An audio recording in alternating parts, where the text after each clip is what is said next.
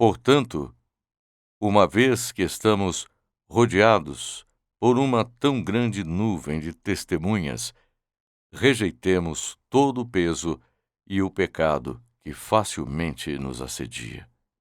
Corramos pacientemente a corrida que está diante de nós e fixemos os olhos em Jesus, o autor e consumador da nossa fé.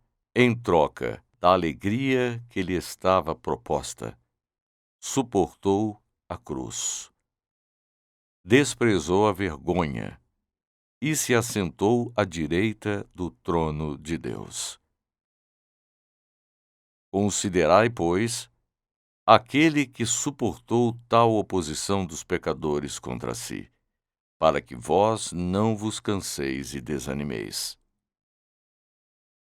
Vós ainda não resististes até ao sangue na luta contra o pecado. E vós esquecestes a exortação, a qual vos foi dirigida como a filhos. Meu filho, não desprezes a correção do Senhor, nem desanimes quando estiveres sendo corrigido por Ele. Porque o Senhor corrige a quem ama e açoita a todo filho, a quem Ele acolhe.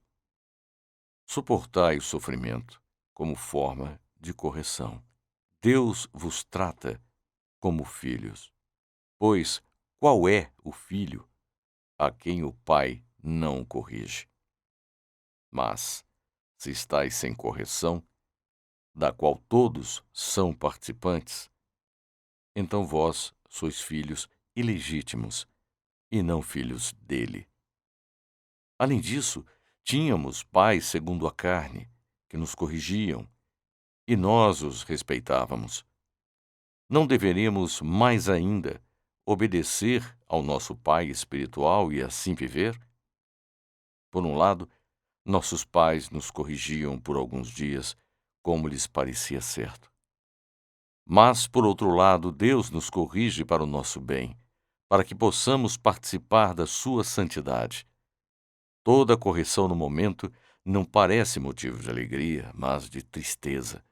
No entanto, mais tarde, produz fruto pacífico de justiça para aqueles que têm sido por ela exercitados. Fortalecei as vossas mãos cansadas e os joelhos fracos.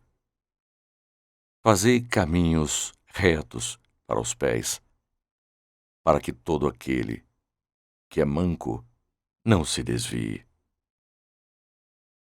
Pelo contrário, seja curado. Segui a paz com todos e a santificação, sem a qual ninguém verá o Senhor. Cuidado para que ninguém tenha falta da graça de Deus, e que nenhuma raiz de amargura, crescendo, vos perturbe a ponto de contaminar a muitos. Dai para que não haja algum imoral ou profano como Esaú, o qual, por uma refeição, vendeu o seu direito de primogenitura. Porque sabeis que posteriormente, querendo ele herdar a bênção, foi rejeitado, porque não encontrou lugar de arrependimento, embora com lágrimas o tivesse buscado. Porque não chegastes a um monte que possais tocar, a uma montanha de fogo ardente, a escuridão, as trevas e a tempestade. Não chegastes ao som de trombeta, nem a uma voz que fala palavras, cujos ouvintes suplicaram que nenhuma outra palavra lhes fosse falada. Pois não suportavam o que lhes era ordenado. Até um animal, se tocar o monte, será apedrejado. Tão terrível era aquela visão que Moisés disse: Estou aterrorizado e trêmulo.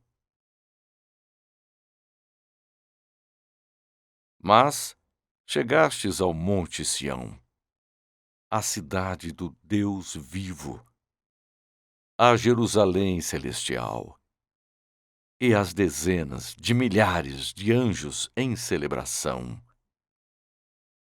Viestes à igreja dos primogênitos, arrolados nos céus. A Deus, o juiz de todos. Aos espíritos dos justos, que foram aperfeiçoados. Viestes a Jesus, o mediador da nova aliança, e ao sangue da aspersão, que fala melhor do que o sangue de Abel. Vede que não recuseis aquele que vos está falando.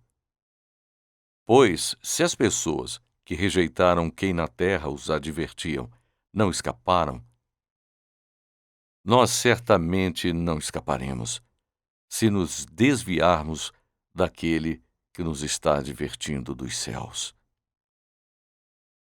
Aquele cuja voz abalou a terra.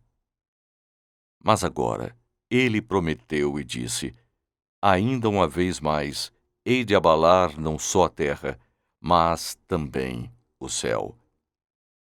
Estas palavras, ainda uma vez mais, indicam a remoção dessas coisas abaladas, ou seja, as coisas criadas, para que permaneçam as que não podem ser abaladas. Por isso, tendo recebido um reino que não pode ser abalado, retenhamos essa graça e, desta forma, sirvamos a Deus de modo agradável, com reverência e temor, pois o nosso Deus é um fogo consumidor.